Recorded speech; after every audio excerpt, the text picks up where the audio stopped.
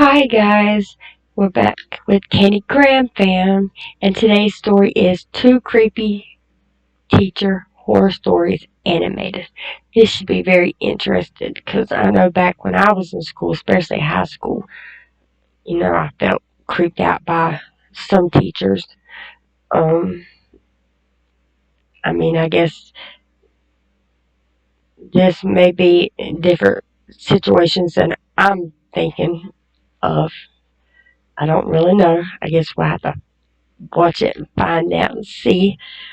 Um, don't forget to hit that subscribe button, that notification bell, so you know when I upload a new content, and smash that like button if you want more video like this. Now let's get into this.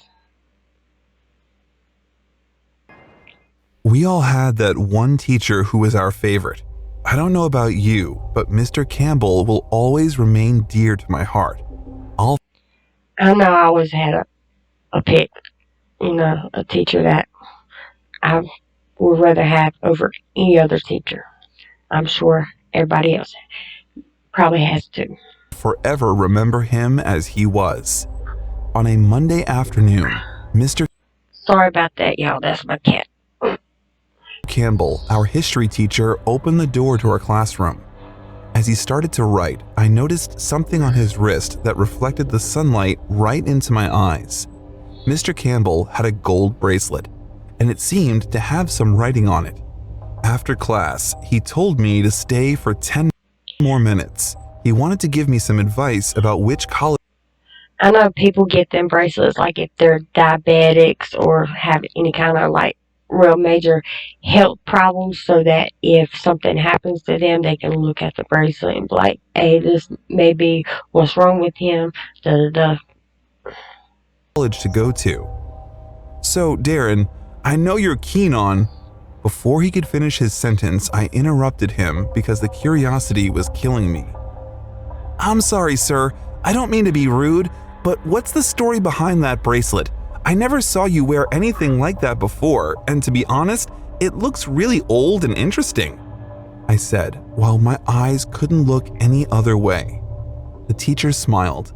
I could tell that he had an amazing story behind that piece of jewelry he had on his wrist. I had a feeling that it's something vintage that you won't be able to find in any store. Mr. Campbell then started to tell me where he got it. He always had a gift for storytelling, and of course, he didn't disappoint. He told me that he was walking on the way to the park one day. That's what he usually did after work. He took a stroll through the trees. I think he mentioned one time that it helped him clear his head. So, as he was walking, he saw an old man sitting on a bench, and right there next to him, he laid out a white handkerchief with different items on it. Of course, Mr. Campbell stopped to take a look, and to his surprise, as an avid lover of anything with a history behind it, a couple of old coins grabbed his attention.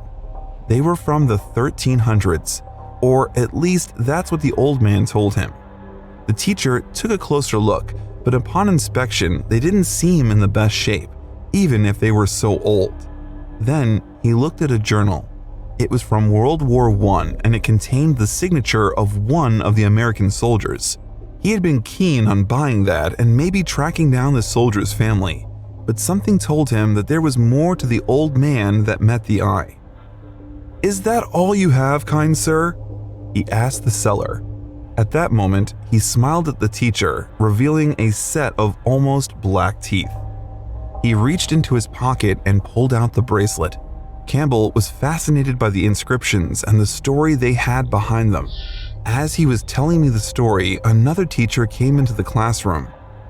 "There's a 4 p.m. meeting in the teacher's lounge." Campbell nodded and smiled. He was as excited to tell his story as I was to hear it. "So, what's up with it? Is it old or something?" I asked him. The teacher said that he found out from the old man that the inscriptions had been hand-carved by an old English lord. He loved his fiancée so much that he decided to do it all by hand. As I looked closer, I could see it said, "Nothing above, you are the heavens, AP." It seemed that he was so in love with her that he gave all of his riches to her: houses, horses, gold, everything. He even renounced his title, only to find out that one day she packed all his bags and kicked him out of the house. And just a few hours after that, another man moved in. The former lord was heartbroken. It said that he spent the rest of his days in bad company. He even lived with a family that was famous for practicing witchcraft. And a week before he committed suicide, as a final wish, he wanted the family to put a curse on his ex-fiancée and on everything she owned. After that, her houses either burned down or collapsed due to rotten wood. They either got flooded or broken into by robbers. And she got a stomach disease that made her lose weight and ultimately die a painful death. Wow, that's amazing. Did you manage to find out who that guy was by his initials? I asked him. Now,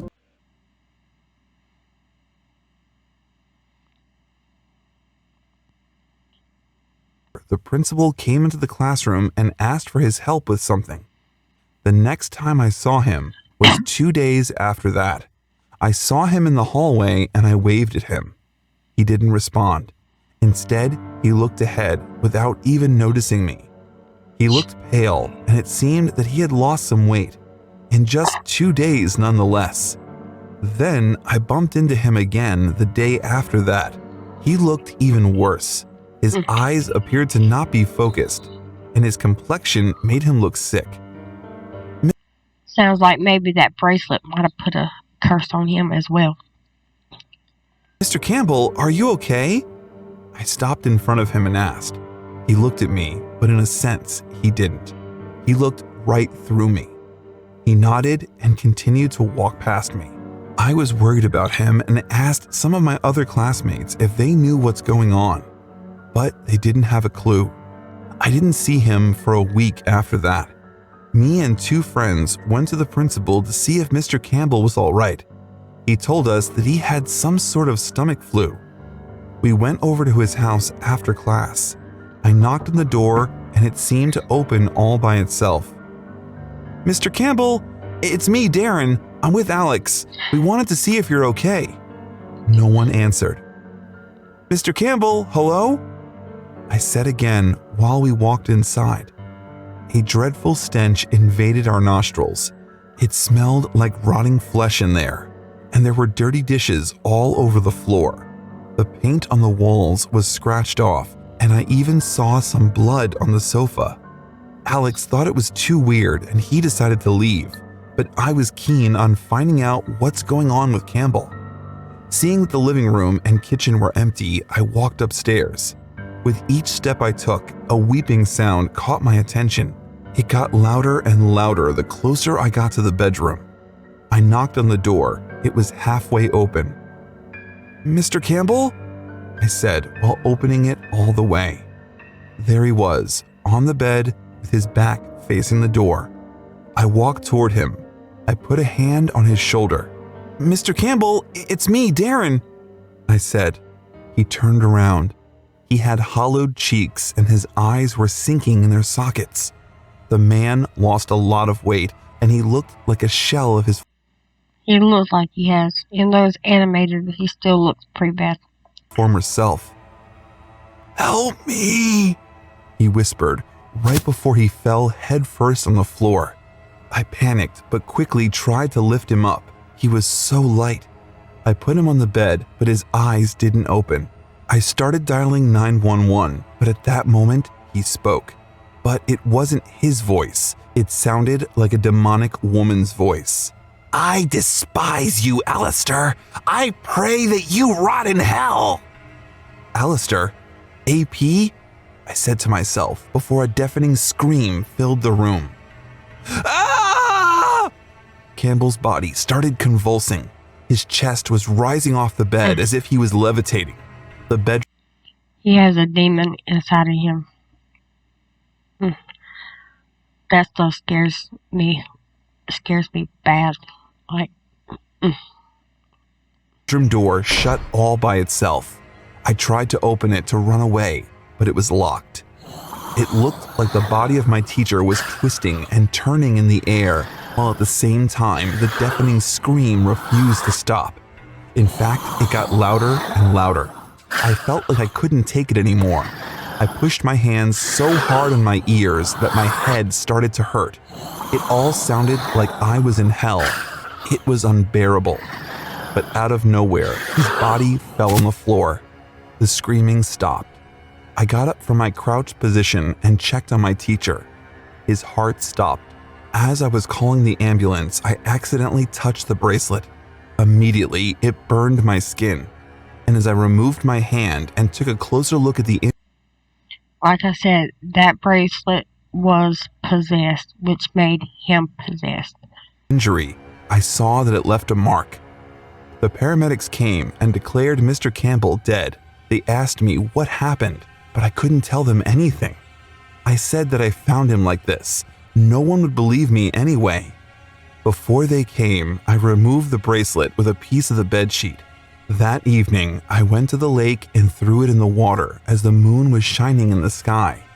As I returned home through the park, someone was sitting on the bench. It was dark and late. Usually, the park's empty at that hour. Anyway, I passed by the man and kept walking. "It'll come back, you know," I heard. I quickly turned around, but he wasn't there anymore.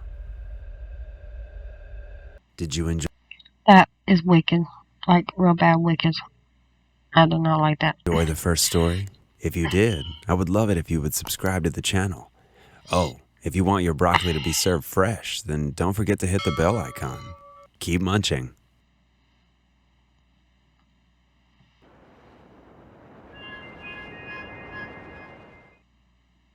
Open your books to page 41. Everyone in the class turned their textbooks to that page, including me. This was my last year in high school, and I couldn't wait for it to be over. I would get my freedom and finally escape this town. I live with my mom. Why do they have a man's voice as a female's voice? That's just weird. I don't know. And I was sure she would be glad to see me leave. I knew what I wanted to do with my life. I was going to have a career in fashion. I might be a klutz at everything else, but when it comes to fashion, I'm a genius. Everything from color combinations to styling to understanding fabrics, I knew it all. Sophia, isn't it? Crap. I had zoned out in the middle of class again. I glanced up at the teacher. He looked unremarkable in his beige sweater and brown pants. He even wore those round-shaped glasses. "Yes, sir," I replied. "Pay attention, okay?"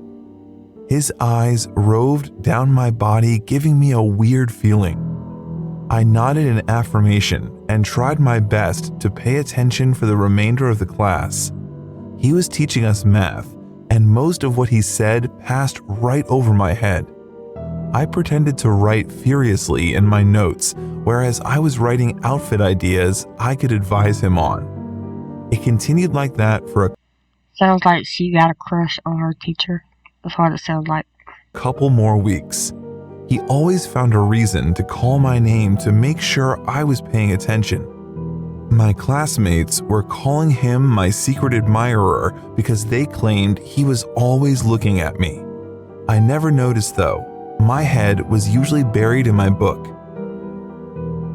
"You can ask Sophia for her notes. She's always writing." My head jerked up at the sound of my name. "What?" I asked, completely lost.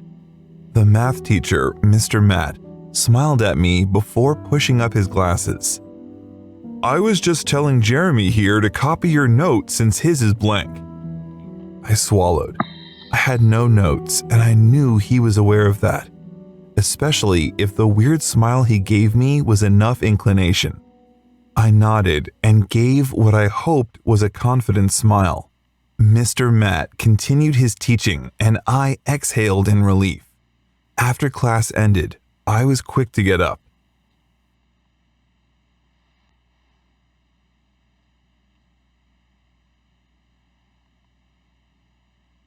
please. My classmates muttered that I was in trouble, and I agreed with them. When we were alone, he walked towards me and shoved his hands in his pockets. He told me he had been observing me for a while and noticed that I was into him. My jaw dropped open. He said he walked past my desk when I was coming up with outfit ideas for him. I was still speechless, so I couldn't say anything to defend myself. He told me that he understood my high school crush. Sounds like he might have a crush on her too. But he wouldn't tolerate that. My cheeks were flaming hot from embarrassment, and I managed to tell him it wasn't like that. He merely smiled and put his hand on my shoulder before telling me to leave. I skipped his next class because I was too embarrassed to face him after what he told me. When I got to class the next day, he smiled at me. I ignored him, determined not to let him get to me. The day passed as usual, and I was packing my things to go home when a junior student came up to me and told me that Mr. Matt wanted to see me. I reluctantly went to his class and found him on his knees behind his desk. When he discovered I was standing there, he waved me over and asked for my help. He said his wallet fell down and he couldn't find it. I knelt down beside him and joined him in the search. There was no wallet under the desk, and I told him as much. That's because he's having fun looking at you from behind. Placed his hand on my thigh and I froze. When he noticed my reaction, he removed his hand and apologized. He told me I could go and that he would find his wallet himself. As I turned to leave, I noticed that his hand pushed something into his pocket. I acted like I didn't see it, but I could have sworn that it was his wallet. When I got home, there was a note on my bed. Matt was all it said. I opened my wardrobe and found another note. It said the same thing as the last one. I was getting freaked out. How did these notes get into my room? Was Mr. Matt behind this? I decided to keep my distance from him no matter what. He was turning out to be a weirdo. The next morning brought another shock. I stared at my reflection with my mouth open. My hair. Someone had cut it. That's freaky to know that somebody's coming in your room while you're sleeping and cutting your hair off. I kept asking myself how it happened, but no answers were forthcoming. I went to school with my stomach in knots. Math was my first class, but I was so out of it that I didn't know when the class was over. Sophia? I glanced up to see that the class was empty and Mr. Matt was grinning at me. Is something wrong? He asked and raised his hand up. There was hair in his hand. Brown hair. My hair. It took a while for my brain to process what was in front of me. Why? I whispered. He walked towards me and I jumped out of my seat. Leave me alone! I yelled as I ran down the hallway, students staring at me in surprise. Mr. Matt was a monster. I wondered how I didn't see it before. I ran straight to the principal's office and told him what happened. I was in tears as I narrated everything Mr. Matt had done.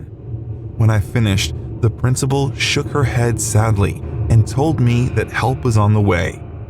I thanked her and waited in her office like she instructed me to. Her door opened and two men in white coats came inside. It's like he told us. Hallucinations, panic, hysteria. I'm so sorry for her. Please do your best. The principal left the office, leaving me with the men. I didn't know what was happening, but it didn't look good for me. When they approached me, I was so They think that she's hallucinating all this stuff. scared that I screamed. They rushed at me and pinned me down. They injected me with something and I suddenly felt woozy. I was hearing fragments of people's conversations. Dumped her hair on my desk for no reason and yelled that I was the one who cut it. Single mom. The men took me to a psychiatric hospital where a number of tests were carried out on me. After 3 months of observing me, they finally released me, saying that I was now mentally stable. The first thing I did when I got out was to find out where Mr. Matt lived. I had no idea why he did this to me, and I was going to find out one way or another.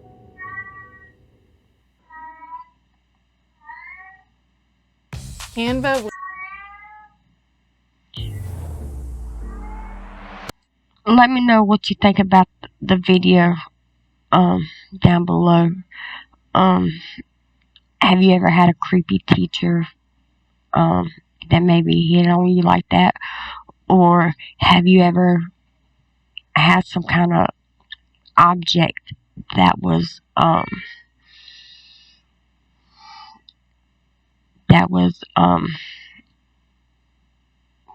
what's the word I'm looking for? That was either possessed or spiritually,